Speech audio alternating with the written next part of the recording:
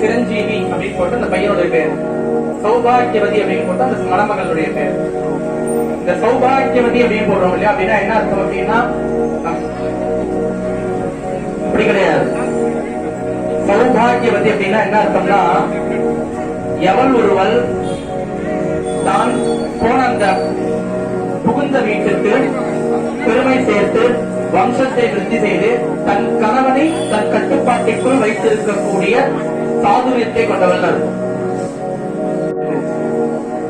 இந்த இப்பெல்லாம் அதாவது நம்ம முன்னெல்லாம் பார்த்தது இந்த பெண் குழந்தை அப்படின்னாலே மூச்சு சொல்லிப்பாங்க.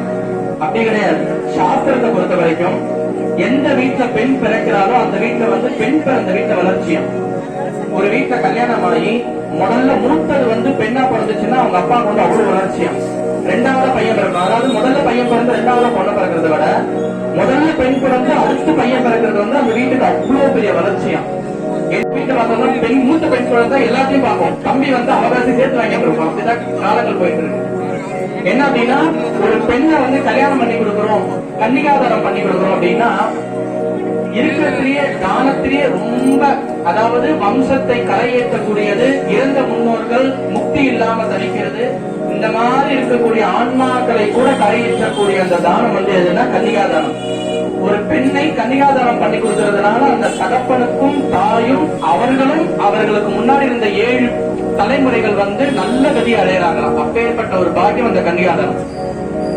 சிவன் கோயில் போறோம், பெருமாள் கோயில் போறோம், மாரியம்மன் காளி எவ்வளவோ கோவில்கள் போறோம், திருப்பதி போறோம், சிங்கப்பூர் முருகன் கூட போறோம்னு வச்சுக்கோங்க.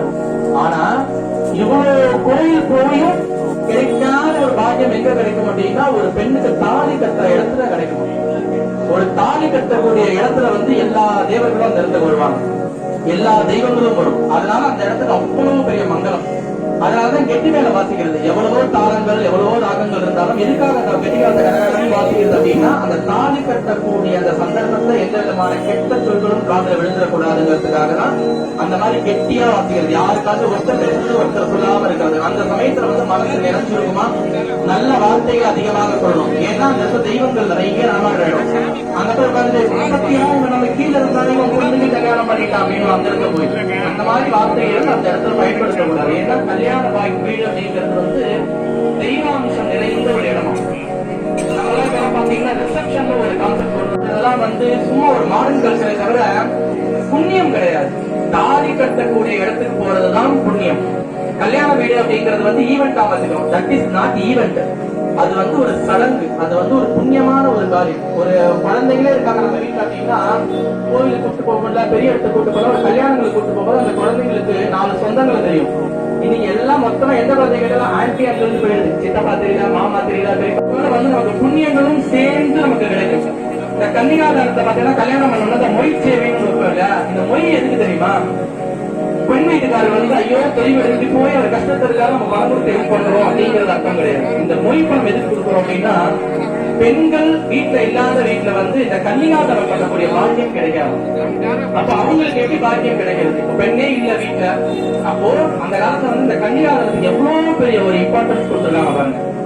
இப்போ வீட்டுல 2 பசங்க இருக்காங்க அப்படின்னா அந்த 2 பசங்களை வந்து கன்னிகை வாங்குறோம், தானம் தான் வாங்குறோம், அந்த பசங்களுக்கு வந்து கல்யாணம் பண்ணி வைக்கணும்.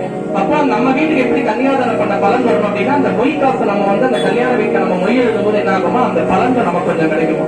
அதுக்குதான் இந்த மொய் சம்பிரதாயம் அப்படின்னு ஒண்ணு வச்சோம். அதனால இந்த கல்யாணங்கள்லாம் ஒவ்வொரு மோஸ்ட்லி எல்லாருமே வந்து குழந்தைகள் எல்லாருமே இந்த தாலி கட்டுற நேரங்களுக்கு போகிற மாதிரி முயற்சி பண்ணுங்க. அந்த ரிசப்ஷனை மோஸ்ட்லி அவாய்ட் பண்ணிடுங்க. அந்த மாதிரி தாலி கட்டி முடிச்ச உடனே எல்லாத்தையும் கிட்ட ஷூட்டாரோட நேரம் ஹோம்ல போய் கை கொடுக்குறது.